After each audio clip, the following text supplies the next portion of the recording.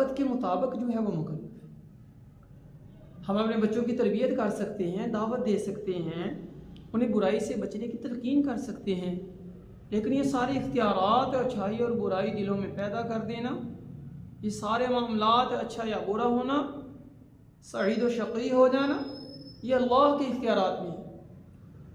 प्यारे आक़ा करीम नबी रहमत सल्लल्लाहु अलैहि वसल्लम ने कितनी फ़िक्र की, कितनी कोशिश की, मेरे चचा भी कलमा पढ़ लें, दीगर भी, लेकिन होता वो ये जो मंजूर खुदा होता है। नूह अलैहिस्सलाम का बेटा बगाड़ पैदा हो गया, तो हर इंसान की कोशिश होती है, लेकिन देखिए ये नहीं है कि बस ये अल्लाह रब्बुल इज़्ज़त ने जैसे बनाना है ना, कम अज़ कम अपनी ताकत को, जो इख्तियारात हैं उनको इस्तेमाल करें, उनको दावत दें 5 वक्त नमाज़ पढ़ने की। बेटा ये बुरी चीज़ है, बेटा ये मोबाइल के अंदर ये चीज़ देखनी है, ये नहीं देखनी, इससे बचना है, लेकिन अंदाज बेहतर हो, तनकीद ना हो, तंज ना हो, तहकीर ना हो, मौका की मुनासबत से उनके साथ ऐसा मामला रखना है।